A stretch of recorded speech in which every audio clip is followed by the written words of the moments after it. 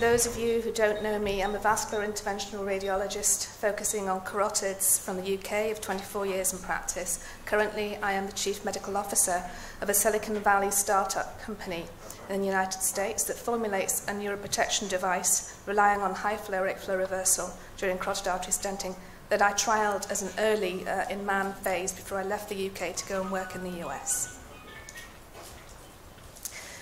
Some years ago, we published a Delphi consensus that was intended to inform the novice carotid artery stenter on the expected level of difficulty based on anatomic considerations. There were 12 experts in carotid artery stenting. The panel were geographically diverse and came from multiple specialties, and they were all experts in carotid artery stenting. Of the 12 parameters around which there was excellent consensus amongst the panel, you can see that 8 of these parameters were related to access, tortuosity of the common carotid artery, as we've heard, disease of the common carotid artery, and the arch, type 3 bovine complex configurations, whilst 4 were related to the lesion and the target vessel and beyond, such as pinhole stenosis with flow beyond, angulated ICA origin, or 2/3 circumferential calcification of the lesion. We asked the panelists to grade the level of difficulty for a novice that had performed less than 50 carotid artery stent procedures for a transfemoral filter protector stenting approach in level of difficulty, 0 being straightforward, 9 being very difficult. And then we presented them with combination anatomies of varying levels of complexity, 96 combination anatomies, and we asked them 2 questions. Would you advise a novice to perform carotid artery stenting here, and how difficult would the case be for that novice? That generated 2,000 data points that was used to yield this scoring system presented as a traffic light scheme. So over here we can see high level of expected difficulty for novice carotid artery stenters, red zone anatomy. Here we can see straightforward green zone anatomies, and you can use this scoring system in the angio suite or cath lab to find where your patient sits on this scheme to guide the fellow. And you can see that access-related problems, disease and tortuosity of the common carotid artery, and complex arch configurations immediately put the patient into the red zone anatomy, as does angulation issues of the lesion itself and the ICA beyond the lesion.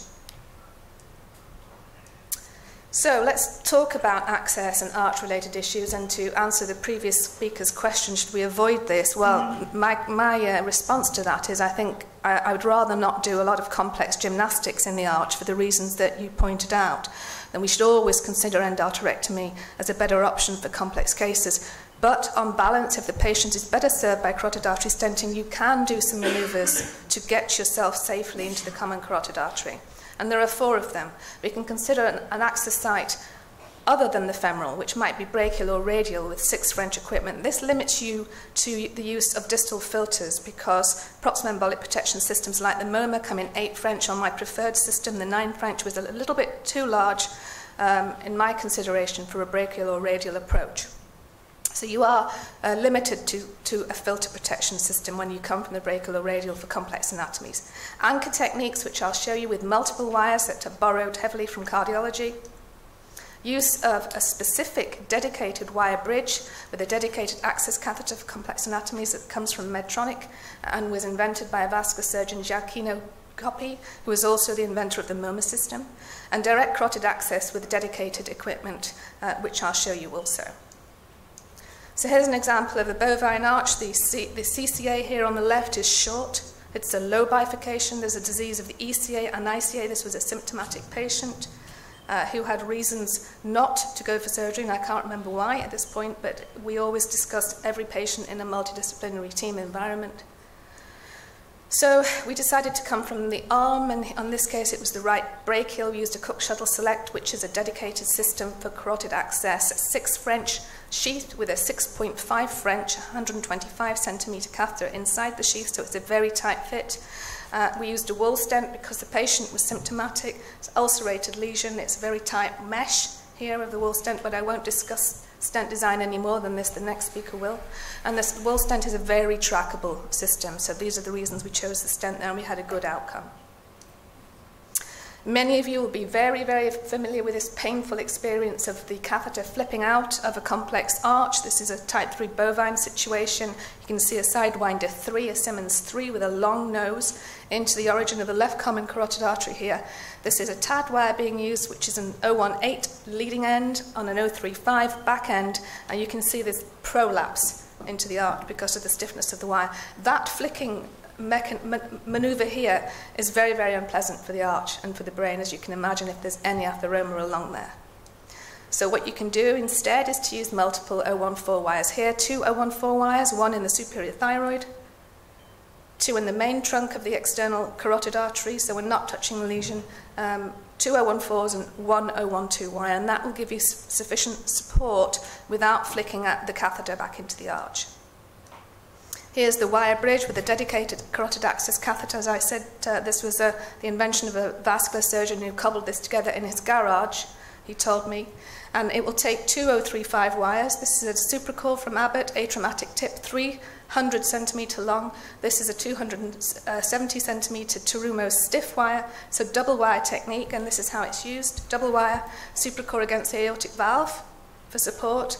This is the Terumo wire alongside it. You thread the catheter on. Why? Because we've got a bovine origin here, which I don't want to spend hours catheterizing for this left-sided lesion. So here we can see the supracore buttressing against the aortic valve with an atraumatic tip to the wire. We can see the Terumo in the piton guiding catheter shaft. You might just be able to see the curvature of that piton that's aiming north to the bovine arch and to the left common carotid artery. And you can see it's got a very small turning radius. So I'm not scraping the arch when I'm manoeuvring that guiding catheter tip. The Terumo is then advanced up the common carotid artery. There is no prolapsing allowed because of the buttressing of this wire. You then pull the supracore back and advance it. It will only then go out the end hole, not the side hole, and you get double wire support in the common and or external. You can put a Tui-Bors valve on the end of the guiding catheter to do your angiography to catheterize the external. So finally then, the difficult access, this is a system that I trialled early and currently I'm the Chief Medical Officer for. Direct carotid access, for those of you who were here yesterday, you'll know it's high flow rate flow reversal through a mini incision, so it's a hybrid between classical endarterectomy and carotid artery stenting, and it has some major advantages because it depends on high rate flow reversal. You don't touch the bifurcation, the internal or the external, before protection is in place. Here's a type 3 arch, no external, very large superior thyroid, very difficult to protect with a MOMA system because it has a stalk that has to go into the external. There is a monomoma with a single balloon, but you are not going to be able to place that accurately and occlude the superior thyroid because you're too close to the lesion. So the only alternative is go to endarterectomy, and this was a restenosis, or go directly for the carotid, which we did, high flow rate flow reversal. Very good protection and a nice result with stenting. Let's just end with some considerations around the lesion and the ICA itself. I don't have time to go through management of each of these, but I'll show you those that can be disastrous if you get it wrong in terms of your decision making. This was actually an asymptomatic patient that was randomized in ACST2 to stenting, unfortunately. I don't like his anatomy at all, but there you go. This is a big calcified plaque here. This is a long lesion, so risky to manipulate endovascularly. We already know that 2 centimeter lesions are risky because of the plaque burden. And I'm using a MOMA here. This is the occlusion of the external carotid artery because that system requires occlusion of the external carotid artery and the common carotid artery. And then what you get is a standing column of blood in the ICA. Actually, it's not standing, it's oscillating like this the whole time. This angulated ICA origin has been noted to be very difficult, especially for novices. You have to put an angle on the wire. It's quite difficult to maneuver that wire with that angle to cross the lesion. In this case, we can actually use that occlusion balloon to help us and use the bump technique, so you can bump up against that occlusion balloon and flick the wire through. So that's a technique we can use, and it requires something in the ECA. But just For your information, for the novice, angulated ICA origin is exceedingly difficult to treat, and even worse if you're going to use a distal filter, because you're crossing that angulated lesion with a bulkier device that's mounted on a wire. I'm going to end with heavy exophytic calcification. Why would you do this? Well, I'd rather not. But this patient was referred from the far north of Scotland, had 2 prior operations on the neck. This patient was symptomatic and no surgeon wanted to touch her neck again. You can see here an interposition graft. So complicated surgery, it's not straightforward. And there's a lesion up here and a bovine type 3 approach. So generally horrible all round. And when you look at this cross-sectional imaging, this is windowed appropriately. So this is not contrast, this is calcium. And it's a big exophytic rock of calcium. And usually that's very difficult to manage endovascularly because the stents are not formulated to deal with big rocks of calcium. They're formulated to brace back friable plaque. And I've seen disasters like this being shown as live cases when the stent would not deploy because of the degree of calcification. So I was extremely nervous to treat this patient, but she wouldn't go away, unfortunately, and no surgeon wanted her. So I had to.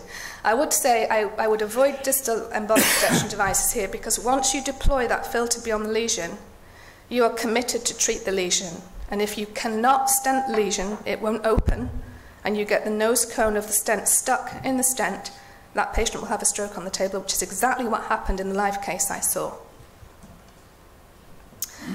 So what I did was to go directly for transcarotid because my feeling was that that was the best protection available.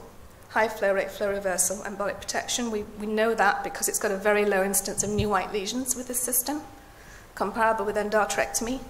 And what I did was serial dilatation with an angiogram each time in between, just to check that I was getting a luminal result every time.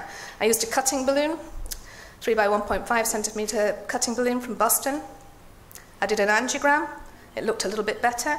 Then I did a 4 millimeter predilatation, looked a little bit better, and then I felt comfortable putting the stent in. And we got a good result. So it's possible to safely manage complex anatomies with technical modifications during carotid artery stenting, but I would urge caution during the steep part of the learning curve, and I would always refer these sorts of patients to someone else. And always, always consider endarterectomy. I mean, it's tried and tested. Why do complex gymnastics in the arch when you can avoid it? Thank you very much for your attention.